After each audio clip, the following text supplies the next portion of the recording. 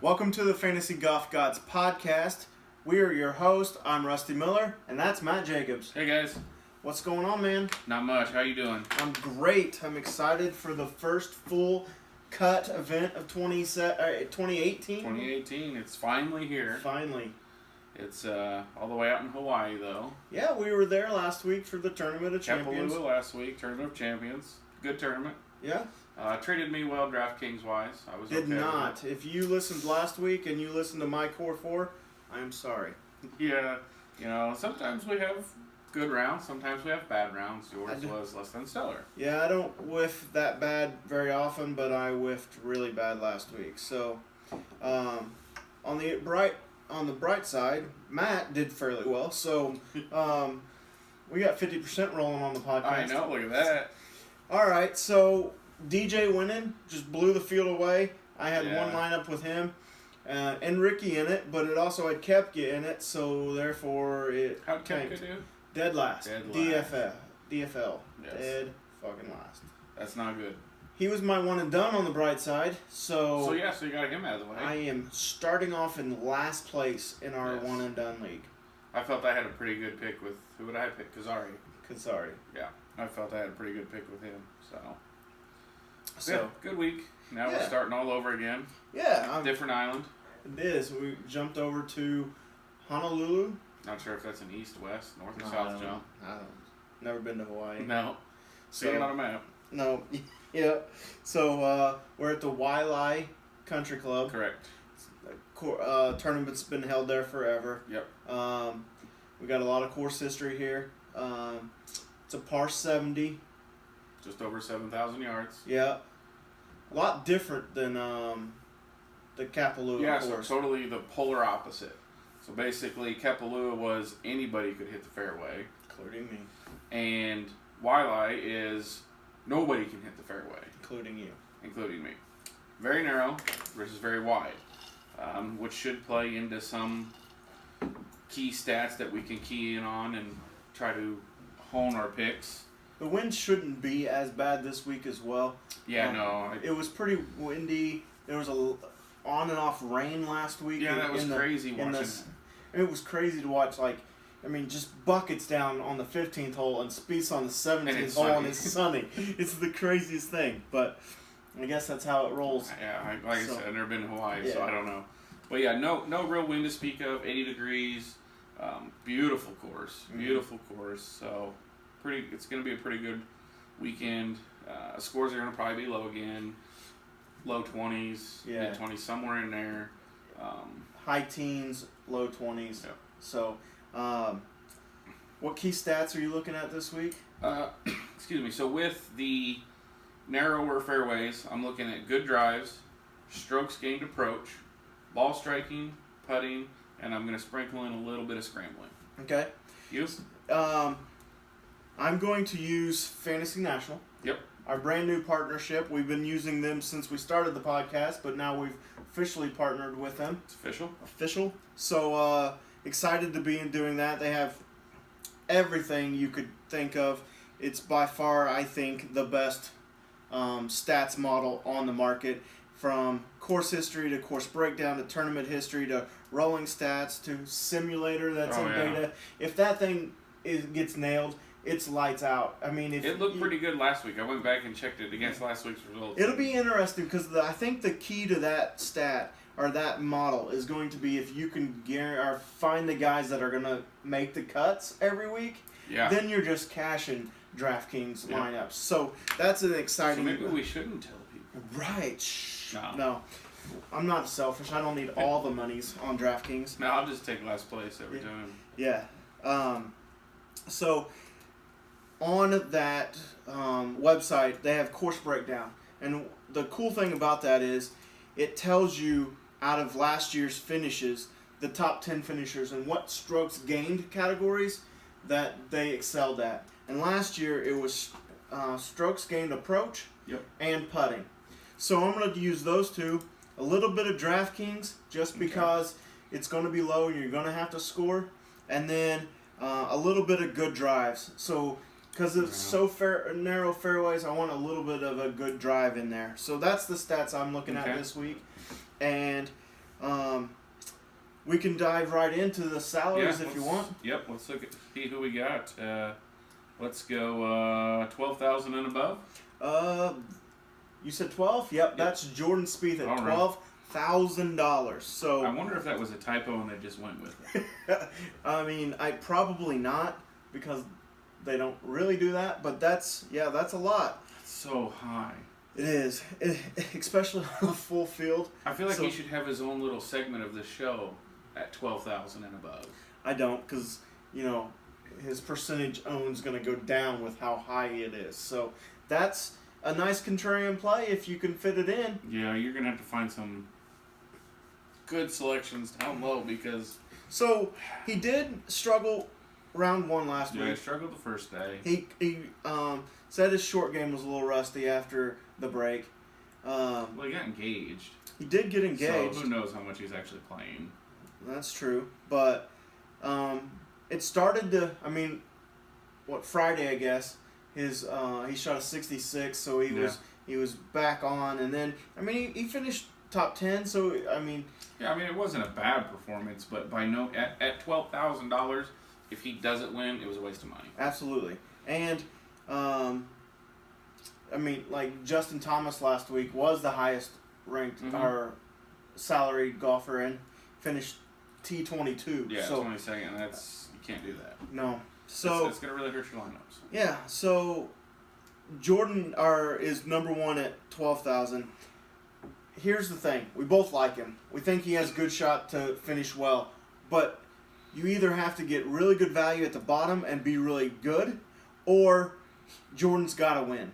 Yeah, that's the only way that's going to pan out for you if you pick Jordan this week. And that's how I look at it. If you pick Jordan Spieth, you're going to have to pick his opposite down at 68, 7, somewhere in there, and one of those two players has to win the tournament.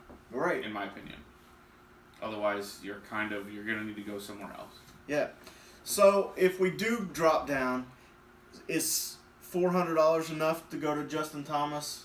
It's a start, but I don't know that it's... So let's talk about JT for a second. Last week didn't have the greatest week. Correct. His caddy had to stop after round 2. He's got an injury with his foot. What is it? Plantar fasciitis, I believe. That's it? It is, yes. So he's going to be out for a month. For this week, Bones... He's got a good caddy coming in. He does. Bones I don't know what their relationship is, so I don't know if that's gonna work. But Bones has said that he's, known him obviously. He's been around him a lot. So who knows? I don't think. They're both really good professionals, so I don't think it takes a whole lot to mesh. Well, look what JT did here last year. Yeah. So that he was relying on a lot of talent there. I know caddies play a big part of the game, but when you shoot a 59, that's 100% skill and a little bit of luck going into that. So I feel like even though this isn't his legit caddy, Bones will add a element of knowledge and Bones has caddied here a bunch. Yeah, that's what I say. History to this course where I don't know how many times Justin Thomas has played this course, but I guarantee you Bones has played it more. Sure.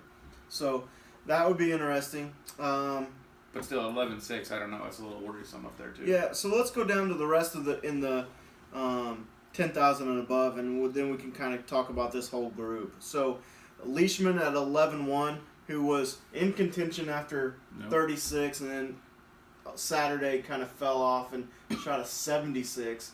And then Sunday shot an okay round. I don't remember what he did Sunday. I think he into actually watching Dustin Johnson hit the ball. He went low on Sunday. I don't remember though. 67. Yeah, 67. Yeah. Yeah. So 76, 67. Right. So a good round. Yeah, and then you have Brian Harmon, who had a good week at 10-6, and then Kisner at 10-1. So tell me your thoughts. Well, considering. Brian Harmon had a great finish. I don't think that was his normal self playing last week. I think he was playing above his means, and he played really well. I mean, obviously he's won on the PGA Tour, but I don't think we could possibly take him here at this salary at 10-6. He's not the longest hitter, which you don't need to be here, but his putting's unreal. I watched him putt for 4 straight days, and oh yeah, he's phenomenal at that. But at 10-6, yeah. Now the other storyline then is like both Harmon and Kisner here are Georgia Bulldogs, and they're playing for the national championship right now. So if they win, they could be in a great mood all week, and just love life and carefree and go. Yeah, but they're playing Alabama. They could so also be lose really pissed off when they wear that, because don't they have to wear an Alabama shirt of 18 or something? 17. Kisner and JT made the bet. Yeah. The loser has to wear the other jersey with their name on the back, up 17. So I'm sure somebody's gonna have to do it. Yeah, obviously. You're gonna see it all over the news. So that'll be interesting. So I like Kisner here. He's a straight hitter. He can putt. His approaches are good. I like him. It's a lot more than I would expect Kisner to be this week, but it doesn't scare me. No? I like Leishman here. Good week last week. I think, his accuracy over the last 6 months on driving is unbelievable.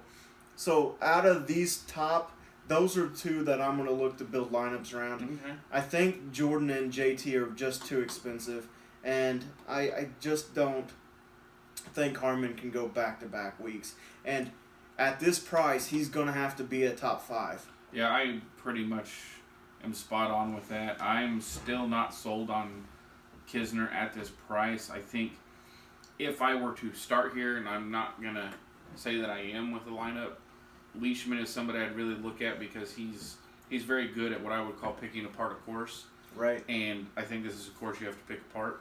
I feel like he's a lock to make the cut. So at 11-1, I need him to make more than the cut. I need him a top 5.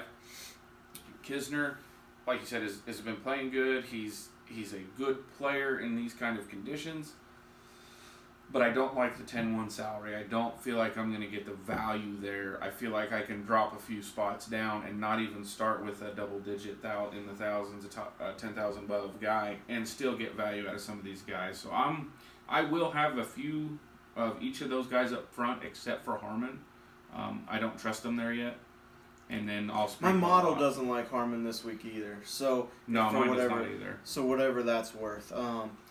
So I don't know. I don't only look at my stats in my model, but a lot of it is adding up that Harmon's just going to be too expensive for what we think his projected outcomes. Yeah, on my model, he's projected 54th. Mine's 37th, so the rest of the guys are in the top 15. That's the thing with these models. They can put out all the stats they want, and they're very accurate and very good, but sometimes you got to go on that gut feeling.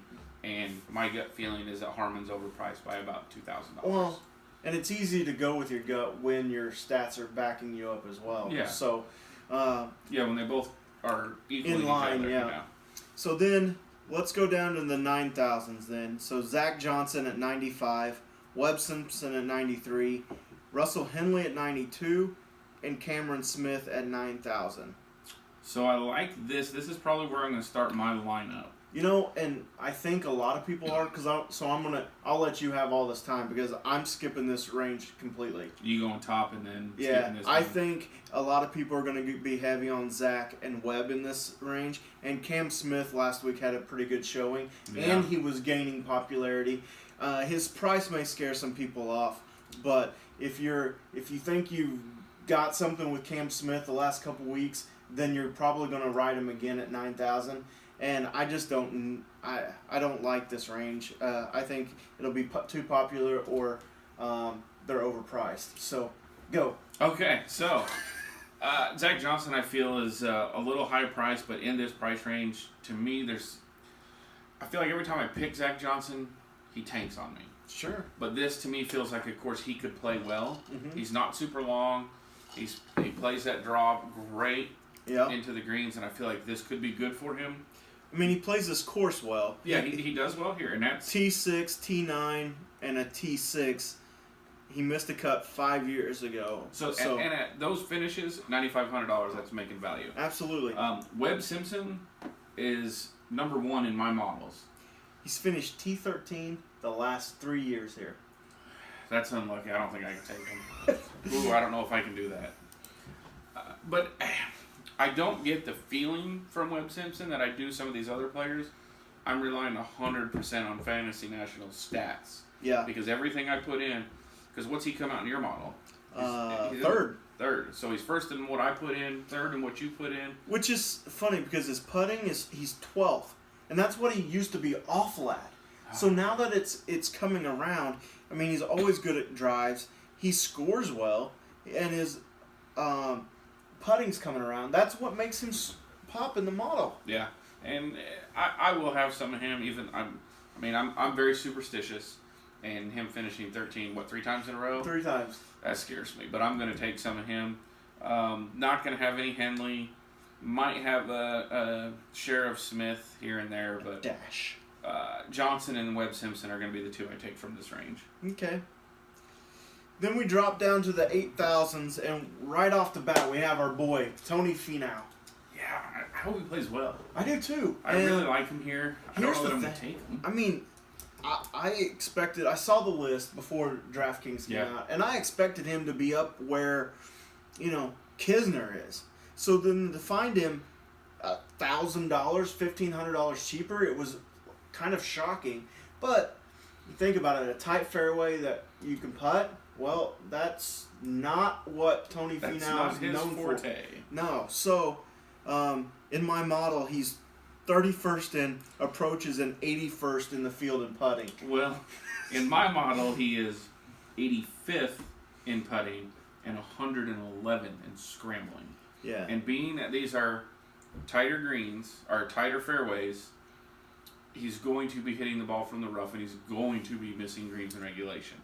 He does score DraftKings points, third. Yeah. But I think that comes a lot from his distance. Yeah, I think that rolls into his eagles and things like that that he gets, and he's just not going to have those this week. So I think, to me, he's a good play. I don't know. I like him. And he's either going to be a make it or break it guy for you on this one. Yeah. I think he's either, if he can get that driver swinging the way he really can and stay in the fairway and not in the deep stuff and putt like he's capable of, not putt like he is, he'll be okay. But I wouldn't ride a big bet on him right now. Not at that much. I'd rather wait 2 weeks and have him at a different course that I like him better at. I would have loved him last week. Yeah. Sony Open or Kapalua Tournament of Champions, taking him all day long. He's going to win to get there. So well, he's so close. Yeah. So then we have Chucky 3 Sticks. I don't know where he came from. Like, in the fall swing, he was in the 6,000s, and now he's at 8,800. I'm completely shocked. He's super popular every single week. Everybody in the field will have him. I won't touch him for that reason. No, if he was 68 instead of 88, I might take him. Right, that's where you look at him at. Is 71 at the Nine Bridges, 71 at the HSBC, 89 at the Mayakoba, and 95 at the RSM. That's not even making cuts. Yeah, and he missed the cut at the RSM at 9,500. So whoever took him got burnt big time. I'm not on board with him. Take him if you want, but he's a complete 100% fade. Yeah, I will not have a single share of him at this price. Daniel Berger, Xander, Siwoo Kim, McGirt, Ollie Shenanigans, Bill Haas, Jamie Lovemark, and Ches Reavie. That's a good bunch of players right there. I have one of those in my core in Daniel Berger. I have one in my core as well. Would that be Siwoo Kim? No. I don't. I love Siwoo, but he's all or nothing. He ain't going into a core ever. No. But Ches Reavie this week popped at number 1 in my model. And at $8,000, he's a great value. Yeah, you number 3 on You can do a lot of stuff with your lineup if one of your guys is at 8,000 and he's number 1 in your model. So he will be in 100% of my lineups this week, along with somebody else in the bottom that we'll get to. So I will have 2 100% in my lineups. Other than that, Daniel Berger, I like him. I just don't know if I'll have a room for him in any lineups. Depends on how many lineups I do. And Xander, I mean, he played pretty well last week. Siwoo Kim, I'm not going there this week. If I mass enter, I'll have. Obviously, I'm going to take. If I mass enter, I'll have 1 or 2 lineups. Yeah, because he's in the Tony Finau market for me right now, where he's either going to be in the top 5 or the bottom 5. Yeah. Bill Haas, I just don't think makes enough birdies. He's a par machine. Yeah, when the winning scores at -5, he's your guy. But when it's -20, I just don't think he gets there. I took him a lot last year, and he rarely paid off. So I probably won't go there. So anybody else there you like? You like Ollie? No, I won't have any Ollie this week. McGirt maybe as a contrarian play. I think a lot of people will pass him up. I think his ownership's a little higher usually when he's in the 6,000s. I don't even honestly know the last time he was in the 8,000s. That's insane. But I won't have him just because I can't trust him at 8,400. He was 10,200 back at the Sanderson Farms Championship. I guarantee I didn't take him. T25. Yeah, that doesn't pay off. No. But he was 77 at Shriners with T10, so that worked. All right, so give me a handful of guys. I mean, literally half the field's in 7,000s. There's so many of them, and it's right, such a hard area because... Let's go with 75 and above, and then I feel like that's a good cutoff. Like 75 and up, and then 75 and down is kind of... You got some money left at 75 and above, and then at 75 and below, you're kind of like, oh, I'm running out of cash. Where do I find value? There's got to be 35 guys at 75 below. Yeah, it's ridiculous. 75 and above. Let's go. Grillo. No. Brian Gay. No. Brian Stewart. Yes. Gary Woodland. Maybe. Chris Stroud. Negative. I liked Stroud. I like him. He played well last week. I know his tournament history here is awful. Let me see if I can find it. It's not good at all. I wouldn't take Stroud based on his fantasy points. He didn't play it last week alone. So 4 of 6 cuts this year on DraftKings, and he's averaging 50 points. All right. What are you gonna do with that? You can't buy a hot dog with that. He had a nice week last week. But where did he play? Played at Kapalua, bub. I don't even remember seeing him. That's how well he played. Oh, where did he finish? 11th last week. Come on, man. Don't be that mean to that guy. 11th, 49th, cut, 47th. Yeah, so he didn't play this last week, or last year, and then the previous three out of the last 4 years, he missed a cut here. So maybe I will reconsider and not take him this year. No, all right. He's not for me in this one. All right, fine. Peter Uihlein. Yes. I will take Uihlein as well. He's not good in my model, but I just think he's too good for that price. And either he's going to make me go broke, or eventually I'm going to be right. So here's where I'm at in this price range looking at these guys. We have umpteen number of players, 7,500 and below, right? Mm-hmm. A lot of those are new guys to the tour, some Web.com graduates that are playing on the PGA Tour officially for some of their first tournaments. Yeah. I feel like tournament nerves might get them. A guy like Uihlein, Woodland, even Brian Gay, they've been here. Yeah. So it's going to be easier for them to make a cut. And at the end of the day, when we have a cut event, we're looking to pass, 5 golfers, 6 golfers? 6. Through the cut. And that's it. Once we get them through the cut, we hope they do great. And that's where I feel like a Uihlein, the Gay, the Woodland, Stroud even maybe, those guys are going to be a little bit better play than some of the guys down below because they've been here before. The only thing that I say about that is the fact that we know these golfers that came off the web.com, we saw them play there, we saw them play in the fall swing, we know who they are. 90% of DraftKings aren't going to, so we can pick the gems out of there. Oh yeah, they're definitely going to be. I will guarantee you that there is going to be somebody 7,000 and below that breaks the top 10. Yeah.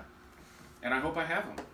I will, and I'll tell you who it is. I already know who it is. Stay tuned. So yes, we'll both have some Uline. Scott Piercy, I'm going to wait until he starts showing something. He spent half the year hurt last year. Austin Cook, I talked him up and talked him up and talked him up last week. He finished the same place as JT, so it's not all bad, right? I mean, yeah. He's made 5 of 5 cuts this year. He's averaging 83 points. Yeah, 76. I could deal with that. He didn't have a great week. He does pop in my model. I'll probably have him because, I was a fanboy for him last week, so I'll probably have him again. I can't remember the exact quote you said, but I'll ride the Austin Cook train until he's much money. 9,000 or something. So I guess we're on that train again. Yeah, we're at 76. We're not moving very fast. No. So, and then JJ Spawn, James Hahn, Kokrak or Luke List. I like List. I don't know that I like him here. I don't like him here. He's a Tony Finau guy. Yeah, he's a bomb it, and he's a big hitter and swing and hope. Yeah. So, all right. So out of that group, really, all I'm going to be playing is maybe a little bit of Woodland and a lot of Cook and a little bit of Uline. Uline and Cook are the two I'm really going to focus on. Okay. So then, I'm not going to read every name because this is ridiculous. No, there's too many. We'll just start at 75 though, and I'll read a couple that I like on the way down. Tell me your thoughts on Bradley Keegan. What do you finish at? Second at CIMB? Yeah, I don't trust his putting yet. He's still 108th in my model in putting. Okay. I just don't trust it. His approaches are okay. They're middle of the field. His good drives and he scores in DK, but I just don't trust his putting here. Because he's 13th in my model and at 7.4. He's 47th in my model. Really? Yeah. Okay. So Wesley Bryant. So that's a good narrative too. Is how many people of the 34 are playing from last week to this week, and I counted up, and 20 of the 34 are. So like Wes Bryant's here. Yeah. Ryan Armour is here from last week. DA points, I believe. DA points. Swatford's here. Stroud. Yeah. Yep. So there's several guys down here that I think may get a little bit of a bump from already being here, having the legs there, being on the islands, playing golf here, that kind of stuff. So I don't like Bryant, and I won't take him because of his driving at this course. But other guys like Ryan Armour, I'll have a lot of Ryan Armour. He finished really well last week. He fits the model pretty well. He putts, and his approaches are fairly good. So that's the kind of guy that I'm looking at down here. The most intriguing guy down here is Jimmy Walker. He won here? Twice. So his course history. How much is he? 70. Okay, 72. 72. Gotta find my course history. How is he doing with his Lyme disease? I don't know, and I heard his wife has it now. I didn't know it was contagious. Maybe it is. I don't know. He did miss the cut last year, and then he had T13 and then 2 wins in 14 and 15. So at 7,200 on a guy that can win. Yeah, but he missed the cut at the Shriners Open. Hasn't played since. Right. I know. Okay. Yeah. I told you he was intriguing. I didn't know which way I'm leaning. I think I'm going to have some, though. If you mass enter, I don't think you could go wrong with that. I don't know that I'd put him in my core. Yeah. Ben Martin pops in my model at 6th. So, Ben Martin is 5th in mine, and it's because I believe his strokes gained approach and his ball striking and his scrambling's not bad. And his DK points are 25, so that's still good. In what world? In the last 50 25 rounds. points? 20, what? 25 rank in the field. Oh. I thought you meant 25 points. That's what he's averaging. No. You take him all day. No, so I'll probably have Jimmy Walker and Ben Martin down here. And I will have some Ben Martin. I like him. He's, at this price, he's going to be one of those guys, if we get him through the cut, it's a win. yeah. So, anybody else down here that you're dying to talk about? Man, it's just so weird seeing Duffner down here. Yeah. What'd he do last week? Top. I saw him wearing his camo hat last week. Yeah. He's changed his putting stance. T11. And he looks 68 and 69 in round he's 2 and 3. modeling Charlie Hoffman's putting. And and hat style. And they showed it, and he looked just like him. Every time I was like, Hoffman's not playing. Oh yeah, that's Duffner. I was so confused. I could see myself taking a Duffner here because he's not real long off the tee. If he can putt, he should be pretty decent ball striking, right? Yeah, but his putting's awful most of the time. Yeah, he's 11th in ball striking and 5th. Jeez, his putting's horrible. I know. Can we get a pinch putter? No. 85th in my model in putting out of 140. 97th in mine. See, I just... But 5th in approach and 11th in ball striking. I get it. But if you can't get the ball in the hole, it doesn't do any good. I know, but he should be getting it close enough he can get it in the hole. You take him, I'm not. Alright, I will take him. I won't. You want to argue about anybody else? Let's see who else we got down here. Sam Ryder, Rogers, Knox. Cameron Tringali.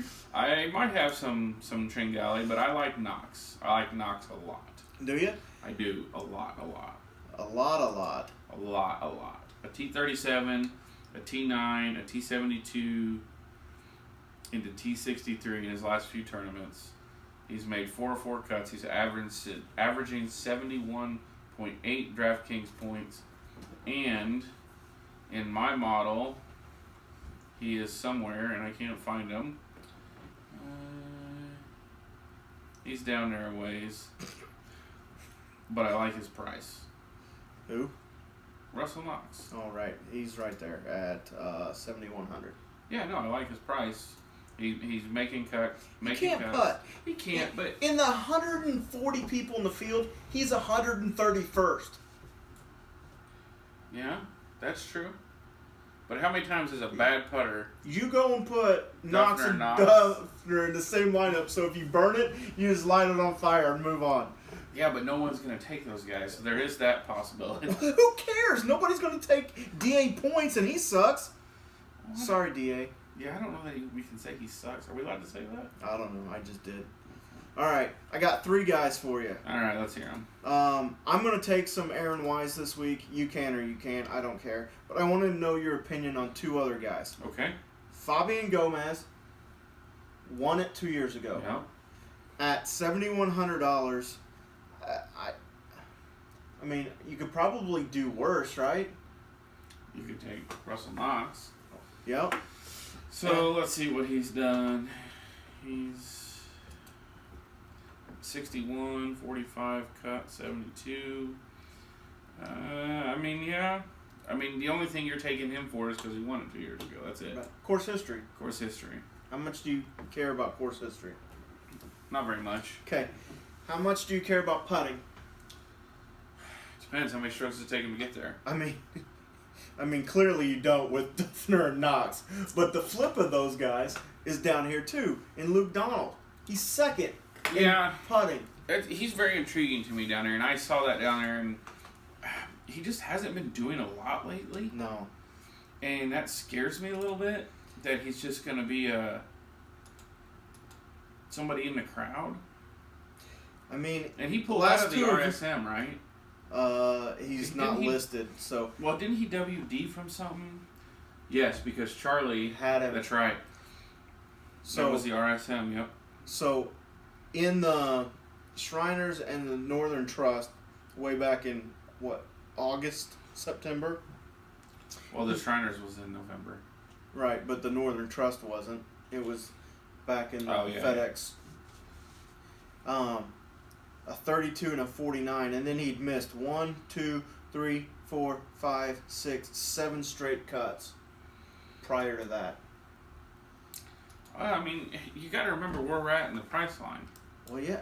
We're down here with these guys that aren't going to be making... So you going to have any Luke Donald? Geez, that's going to be a tough one. I'm going to have to think about that one. So, I mean, his putting's second, but his good drives are 136. Yeah, so he's putting great because he's to the hole in 3 strokes, chips up in 4, and then taps in for a bogey. Yeah. Anybody's putting would be that good. But his scrambling's decent too. All right. Let's go 6,900 and wrap this up because you're taking bombs at this point. Speaking of bombs, Jaeger bombs down there. Steven Jaeger. Yeah. You gonna take him at 6,900? No. Might take Ryan Armour. I do like Ryan Armour. I do like Wee Kim. He doesn't fit my model other than putting. What about Stewie Sink? He's my core guy down here. 100% of my lineups are going to have Stuart Sink in it this week. I like it. I like that play. I think it's unbelievable that he's down here.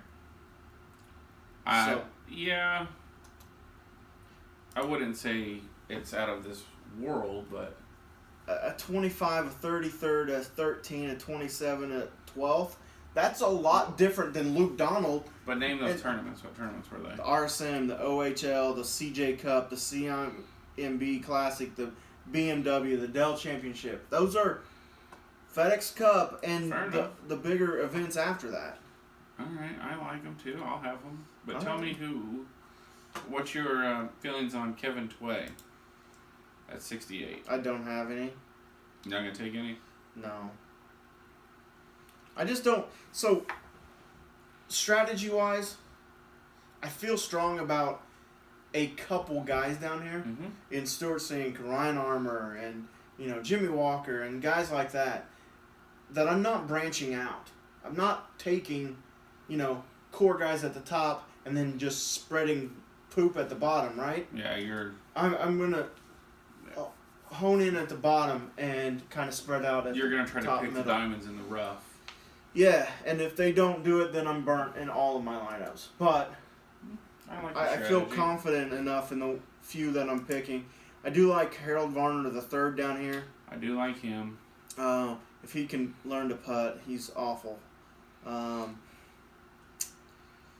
feel like we say that about a lot of players. Yeah, I know. Don't these guys know that it's drive for show and putt for dough? Yeah, I don't think so. I don't see anybody else. I don't either. So, all right, let's go over your core guys then. So, at the top I have Webb Simpson. Yep. Told you he was going to be chalky. 50% of this podcast is going to have him. Yeah, he's got 50% ownership already. Burger. Burger. Yep. Webb. Yep. Zach Johnson. Yeah. You're not leaving any money, are you? Yeah, I'm getting ready to tell you what you can get. You can't get much. You can get a cheeseburger. Well. You already have. I already have Daniel Cheeseburger. Yeah. And then I'm trying to find him. Where's he at? You can type his name in. Uline. Ooh. Yep. And that'll leave you 2 players. Yep. And 7,400. 74? 74. Oh, that's better than my guys. I only leave you 7,000 for your next 2 guys. Really? Yeah. So I have Leishman, Kisner, Ches Reavie, and Stuart Sink. Fair enough. That's a good lineup. It's a good start. Yeah, I think so. You're putting a lot of weight on those guys down low. With Sink and Reavie. Yeah. I mean, Reavie's middle of the field at $8,000. What if you, I like him. Who's your winner? Man, it's hard for me not to take Justin Thomas. Going back to back. Seems like once you play good here, You played well here. So, if you think he's going to win, are you going to take any of them? I will have 1 or 2 lineups with him in there. I have a lineup right now with Justin Thomas and Jordan Spieth. That's dumb. And then the 6,600 guys. 3 6,600 guys I think are going to make the cut. 4 6,600 guys that are going to make the cut. You're an idiot. That lineup sucks. Well, coming from the guy who had a core 4 last week, that was less than poop. Yeah, well, I didn't know Koepka was going to finish dead last. Well, you picked him. Well, he's at least not playing this week. He can't finish worse this week, can he? Nope. I'm going to pick one of my core 4 to win. Who's your core 4? Leishman. Leishman, Kisner. You're either going to take Leishman or Kisner. Yeah. I think I'm going with Kiz. Yeah. Kiz is going to win it. Kiz is going to win it. All right. I like it. Yeah. Anything else? No. I hope it's a good event. I hope the weather holds true to what they say. I hope my core 4 does better than your core 4. It won't. It's a fluke. Last week. It was a fluke. Yeah. It's hard to have a fluke when the averages are always in my favor. Not always. Mostly. All right. Well, we'll tally it up next week. So yeah. Week 1 you won. Week 2 it's a new ball game. That's right. Every week's a new week.